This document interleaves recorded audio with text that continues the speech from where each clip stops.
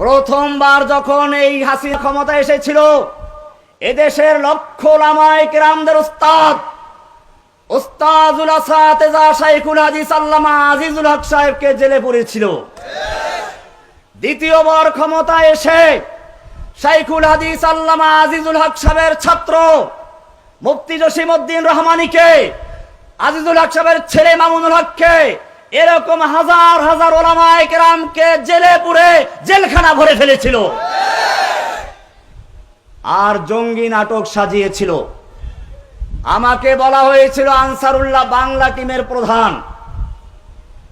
আমি সাংবাদিক ভাইদেরকে স্পষ্ট বলতে চাই, জসিমউদ্দিন রহমানী কোনো গোপন সংগঠনের লোক ছিল না। তার প্রত্যেকটা বক্তব্য ছিল প্রকাশ্যে।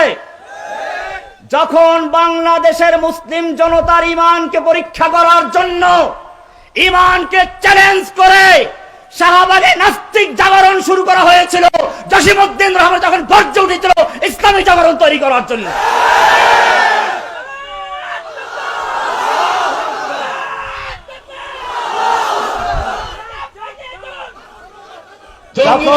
দিন শেষ,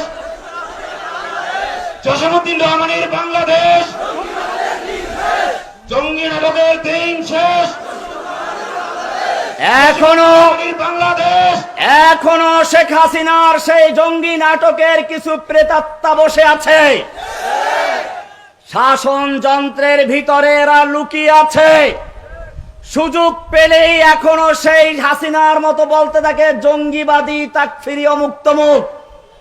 আমি স্পষ্ট করে বলতে চাই, বাংলাদেশের মুসলিম জনতা, বাংলাদেশের তাওহীদি জনতা এবারে ঐক্যবদ্ধ হয়েছে। এরপরে যদি কাউকে বিচ্ছিন্ন করার চেষ্টা করা হয়, কাউকে জঙ্গিবাদী বলা হয়, তাওহীদি জনতা তার মোকাবেলা করার জন্য মাঠে রক্ত দিতে দ্বিধা করবে না। আমি আমার তাওহীদি জনতাকে জিজ্ঞেস করতে চাই, বাংলার জমিনে তাওহীদি রাজ কায়েমের জন্য যদি বুকের তাজা রক্ত রাজপথে ঢেলে দিতে হয়, তোমরা তৈরি থাকবে কিনা? ইনশাআল্লাহ। জঙ্গি নাটকের দিন শেষ, খুনি হাসিনার দিন শেষ। আজিজুল হক সাহেবকে দিয়েছিল পুলিশ হত্যা মামলা। এদেশের কোরআনের পাখি বলা হয় যাকে, আল্লামা সাঈদী সাহেবকে বলা হয়েছিল রাজাকার। তিনি জেলখানাতেই শেষ নিঃশ্বাস ত্যাগ করেছেন। ভাইয়েরা আমার, এদেশের যারা কোরআনের কথা বলে, হাদিসের কথা বলে, যুবকদের মধ্যে যারা ইসলামের চেতনা তৈরি করার সক্ষমতা রাখে, এদের সবচেয়ে বড় শত্রু হচ্ছে সেই সমস্ত ওলামায়ে কেরাম। এরা আলেমদেরকে বরদাস্ত করতে পারে না। এই কারণে মনে রাখতে হবে, এক এক করে ওলামায়ে কেরামদেরকে বিভক্ত করার চেষ্টা করেছিল, এখনো করা হচ্ছে। সেজন্য আমাদের স্পষ্ট বক্তব্য, এখন থেকে আমাদের মধ্যে কোনো বিভক্তি নেই। আমি একটু শুনেছি আমার পূর্বে আল্লামা হারুন ইসলামাবাদী সাহেব বলছিলেন শত্রু চিনতে হবে। এটা খুব গুরুত্বপূর্ণ বিষয়। কোন এক আল্লাহওয়ালাকে জিজ্ঞেস করা হয়েছিল, আপনি এই স্তরে কিভাবে উপনীত হলেন? তিনি বললেন, আমি দেখলাম দুনিয়াতে এমন কোন লোক নেই যার কোনো বন্ধু নেই। ল্যাংড়া, লুলা, আতর, কুড়া, বোকা সবার বন্ধু আছে, আমারও কেউ বন্ধু আছে। কিন্তু আমার বন্ধু কে আসলে? দুনিয়াতে কেউ স্থায়ী বন্ধু নয়। সব সমস্যার সমাধান দিতে পারে আল কোরআন। আমি কোরআনের কাছে জিজ্ঞেস করলাম আমার বন্ধুকে, কোরআন আমাকে জানিয়ে দিল আল্লাহু ওয়ালিয়্যুল্লাযীনা আমানু। মুমিনদের বন্ধু হচ্ছেন কে? এবারে আমি চিন্তা করলাম, দুনিয়ায় এমন কোন মানুষ নেই যার কোনো শত্রু নেই। যত ভালো মানুষ হোক তার শত্রু আছে। আমার শত্রুটা কি? আজকে যে শত্রু সে কালকে বন্ধু হয়ে যায়। এজন্য আমি আবার কোরআনকে জিজ্ঞেস করলাম, কোরআন তুমি বলে দাও আমার শত্রুকে। কোরআন বলছে ইন্নাশ শাইতানা লিল ইনসানি আদুউম মুবিন। নিশ্চয়ই শয়তান হচ্ছে তোমাদের প্রকাশ্য শত্রু। বন্ধুকে, দুশ্মনকে? আল্লাহ যেহেতু বন্ধু, আল্লাহর পথে যারা চলে, আল্লাহর কথা বলে, আল্লাহর দিন প্রতিষ্ঠার কাজ করে, তারা সকলে আমার বন্ধু, সে যে দলের হোক না কেন। অপরদিকে শয়তানের কথা যারা বলে, শয়তানের পথে যারা চলে, শয়তানের রাজ কায়েম করতে যারা চায়, তারা আমাদের শত্রু। পরিষ্কার হয়ে গেলে শত্রু আর মিত্র। আমাদের শত্রু ইসলামিক কোন দল নয়। আমাদের এখন মিশন হচ্ছে একটাই, আমরা এখনো বিজয় লাভ করি নাই। মনে রাখতে হবে, একটা সাময়িক বিজয় বাংলাদেশে এসেছে। যতক্ষণ পর্যন্ত এই বাংলার জমিনে আল্লাহর কোরআনের রাজ কায়েম না হবে, ততক্ষণ পর্যন্ত মুসলিমদের বিজয় আসতে পারে না। আল্লাহ সুবহানাহু ওয়া তাআলা কোরআনে বলেছেন, রাসূলকে কেন পাঠানো হয়েছিল? ওয়াল্লাযী আরসালা রাসূলাহু বিল হুদা ওয়া দীনিল হক। যদি প্রশ্ন করা হয়, লিমাযা আরসালাল্লাহু তাআলা রাসূলাহু বিল হুদা ওয়া দীনিল হক, আল্লাহ তাআলা কেন তার রাসূলকে হেদায়েত এবং দ্বীনে হক দিয়ে প্রেরণ করেছেন? উত্তর কি হবে? কোরআনে স্পষ্ট আয়াত, লিইয়ুযহিরাহু আলা দ্বীনি কুল্লিহি। অন্য সব দ্বীনে বাতিলের উপরে আল্লাহর দেওয়া দ্বীনে হককে বিজয়ী করার জন্য। সব দ্বীনে বাতিলের উপরে আল্লাহর দ্বীনে হককে বিজয়ী করার জন্য আল্লাহ তার রাসূলকে পাঠিয়েছেন। আমাদের দেশে ইসলাম কি বিজয়ী আছে না পরাজিত? কোরআন দ্বারা কি আদালত চলে, সংসদ চলে, ব্যাংক চলে, ব্যবসা বাণিজ্য চলে? তাহলে বোঝা গেল ইসলাম এখনো বিজয়ী হয় নাই। আমাদের এখন কাজ কি? ইসলামকে বিজয়ী করা। ইসলামকে বিজয়ী করতে গেলে আমাদের ঐক্যবদ্ধ হতে হবে। আপনারা জানেন, কোরআনের স্পষ্ট আয়াত আছে। কোরআনে আল্লাহ রাব্বুল আলামিন সূরা আলে ইমরানের 103 নম্বর আয়াতে বলেছেন, ওয়াতাসিমু বিহাবলিল্লাহি জামিআ। তোমরা আল্লাহর রজ্জুকে ঐক্যবদ্ধভাবে ধারণ করো। ওয়ালা তাফাররাকু, বিচ্ছিন্ন হইও না। আমাদের বিচ্ছিন্ন হওয়ার সুযোগ নেই। এরপরে কোরআনের সূরা আনফালের 46 নম্বর আয়াতে বলা হয়েছে, ওয়ালা তানাজাউ, তোমরা পরস্পরে ঝগড়ায় লিপ্ত হইও না। ফাতাফশালু, তোমরা হীনমন্য হয়ে যাবে। ওয়াতাযহাবা রিহুকুম, তোমাদের প্রভাব, শত্রুদের মনের ভিতরে তোমাদের প্রভাব তা নষ্ট হয়ে যাবে। আপনারা দেখেছেন শেখ হাসিনার যে দুর্দান্ত প্রতাপ ছিল, এত সহজে ধ্বংস হবে তা কি আমরা কল্পনা করেছিলাম?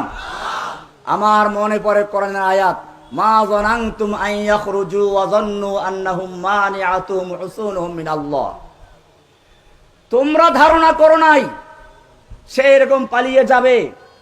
ওয়া যান্নু আন্নাহুম মানিআতুহুম হুসুনুহুম মিনাল্লাহ। এবং হাসিনারাও মনে করেছিল তাদের ভারতের দুর্গ, ছাত্রলীগের দুর্গ, যুবলীগের দুর্গ, শ্রমিক লীগের দুর্গ, গরু চোর লীগের দুর্গ, ধর্ষক লীগের দুর্গ, ওরা তাকে হেফাজত করবে। আল্লাহ তাআলা বলছেন, ফাআতাহুমুল্লাহু মিন হাইসু লাম ইয়াহতাসিবু। আল্লাহ তাআলা এমন ভাবে তাদেরকে পাকড়াও করলেন, মিন হাইসু লাম ইয়াহতাসিব, তারা কল্পনাও করতে পারে নাই। ওয়া কাযাফা ফি কুলুবিহিমুর রুব, আল্লাহ তাআলা তাদের অন্তর মধ্যে ভীতির সঞ্চার করে দিলেন, ভয় ঢুকিয়ে দিলেন। হাসিনা পালিয়েছে, কিন্তু হাসিনার আদর্শ এখনো পালায় নাই, হাসিনার চরিত্র পালায় নাই। এখনো আমাদের জাগরণ তৈরি হয় নাই। যতক্ষণ পর্যন্ত এই বাংলার জমিনে তাওহীদের আওয়াজ না উঠবে, প্রত্যেকটা মানুষের অন্তরে নামাজ পড়া যেমন ফরজ, কোরআন পড়া, মসজিদ তৈরি করা যেমন জরুরি, মাদ্রাসা তৈরি করা যেমন জরুরি, এরকম ভাবে যতক্ষণ পর্যন্ত প্রত্যেকটা মানুষ এই কথা না বুঝবে যে আকিমুদ্দিন, দিন কায়েম করাও, দিনকে বিজয়ী করাও জরুরি, ততক্ষণ পর্যন্ত দিন কায়েম হবে না। এজন্য আমাদের কাজ হচ্ছে গ্রামে গঞ্জে সব জায়গায় আকিমুস সালার সাথে সাথে আকিমুদ্দিনের স্লোগান তৈরি করে দেওয়া, সবার মধ্যে ছড়িয়ে দেওয়া। ভাইয়েরা আমার, আমাদের কাজ করতে গিয়ে সতর্ক হতে হবে। আবেগ দিয়ে কাজ করলে চলবে না। কোন জায়গায় এখন মসজিদ মন্দির ভেঙে দিল বা কোনো মাজার ভেঙে দিল, এটা দুশমনদের একটা চক্রান্ত। হাসিনার পরিকল্পনা ছিল সে যখন দেশ থেকে পালিয়ে যাবে, এরপরে শত শত মন্দিরে আগুন দেওয়া হবে, হিন্দুদের বাড়ি ঘরে আগুন দেওয়া হবে, এরপরে সে প্রচার করবে হিন্দুদের উপরে গণহত্যা চালানো হচ্ছে, ভারতকে বলা হবে তারা দখল করে নিবে বাংলাদেশ। এই পরিকল্পনা নিয়েই সে পালিয়েছিল ভারতে। এবং সেজন্য আপনারা বারবার দেখেছেন এই জঙ্গিরা উৎপাত করা শুরু করেছে, এই আন্দোলনকেও জঙ্গিবাদী রূপ দেওয়ার চেষ্টা করেছিল। বারবার আমাদের জেলখানায় যেখানে ছিলাম সেখানে হামলা করার চেষ্টা করা হয়েছিল, কিন্তু আল্লাহ রাব্বুল আলামিন কোরআনে বলেছেন ইন্নাহুম ইয়াকিদুনা কাইদা ওয়া আকিদু কাইদা। আল্লাহ তাআলা তাদের সকল ষড়যন্ত্র চক্রান্তর জালকে মাকড়সার জালের মতো ছিন্ন করে দিয়ে হাসিনাকে পালাতে বাধ্য করেছে। জা আল হাক্কু ওয়া যাহাকাল বাতিল ইন্নাল বাতিলা কানা যাহুকা। ফিরাউন আয়ে, হামান আয়ে, जालिम जाबिर सुल्तान आए, कितने कितने शैतान आए, सबको हुई रुसवाई हासिल। जा अल हक व ज़हक़ल बातिल इन्नल बातिला काना ज़हूक़ा। हसीना आए, नौफिल आए, कौवा कादिर नानुक आए, कामल आनिस शैतान आए, कितने कितने शैतान आए, सबको हुई रसवाई हासिल। जा अल हक व ज़हक़ल बातिल इन्नल बातिला काना ज़हूक़ा। বাতিল চলে গেছে, কিন্তু এখনো শেষ হয় নাই। ওই যে অজীব, মানে সজীব নয়, কি অজীব। অজীব মানে হচ্ছে যার জীব নাই, জড় পদার্থ। অজিত সাহেব একজন ভালো মানুষ ছিলেন, আমি তার নামে ওর নাম দিতে চাই না, এই জন্য ইয়াজিদ। তাহলে অজীব ইয়াজিদ পরাজয়, কি নাম? জয়ের জায়গায় পরাজয়। সে এখন জয় না বিজয়? পরাজয়, পরাজয়। কাজে এখন থেকে তার নাম হবে অজীব ইয়াজিদ পরাজয়। সে এখন ভাষণ দিচ্ছে আমি আছি, আমি আওয়ামী লীগের হাল ধরবো, ক্ষমতা আসবো। আমি বাংলার তাওহীদি জনতাকে বলতে চাই, ছাত্র জনতাকে বলতে চাই, আজকে যেভাবে ঐক্যবদ্ধভাবে মাঠে নেমেছো, এই ঐক্যবদ্ধ ধরে রাখতে হবে। ফাটল ধরাবার চেষ্টা করা হবে, স্কুলের ছাত্র, কলেজের ছাত্র, মাদ্রাসা ছাত্র বিভিন্ন রূপে কালারিং করা হবে। আমাদেরকে মনে রাখতে হবে আমাদের কোন স্কুলের পরিচয় নয়, মাদ্রাসার পরিচয় নয়, কে আলিয়া কে কওমিয়া কে স্কুল কলেজ ইউনিভার্সিটি সেই পরিচয় নেই। আমাদের একটাই পরিচয়, আমরা তাওহীদবাদী মুসলমান। तौहीद की अमानत सीनों में है हमारे, आशा नहीं मिटाना नाम व निशा हमारा। ভাইরা আমার, আমাদেরকে মনে রাখতে হবে কিছু নাদান দোস্ত আছে। নাদান দোস্তের কাজ কি? এক লোক ঘুমাচ্ছিল, তো তার বন্ধুকে বলল যে আমাকে পাহারা দিও, কেউ যেন ক্ষতি না করে। একটা মাছি বারবার এসে ওই ঘুমন্ত দোস্তের নাকে পড়া শুরু করলো, আর সজাগ দোস্ত তাড়াতে লাগলো। কয়েকবার তাড়াবার পরে রাগ উঠলো, মাছিও নাছর বান্দা, একবার তাড়ালে সেখানে বসবি। একটা পাথর নিয়ে বসে আছে ওই সজাগ বন্ধু। যেই মাছি বসলো আর মাছির উপরে সেই পাথর নিক্ষেপ করলো, মাছি উড়ে চলে গেছে। বন্ধু আছে? আমাদের কিছু নাদান দোস্ত আছে। এখন আমরা একটা পরিবেশে আছি, এটাকে আমাদের স্থিতিশীল রাখতে হবে। এখন একটা মাজার ভেঙ্গে অথবা একটা মন্দির ভেঙ্গে কুফফারদের নীল নকশা বাস্তবায়ন করার কোনো দরকার নেই, কুফফারদের ফাঁদে পা দেওয়ার কোনো দরকার নেই। আমরা যদি একটা লোক বাঘ শিকার করতে যায়, সে একটা হরিণ দেখে অথবা সে একটা খরগোশ দেখে তার পিছনে লেগে যায়, বাঘ শিকার করতে পারবে?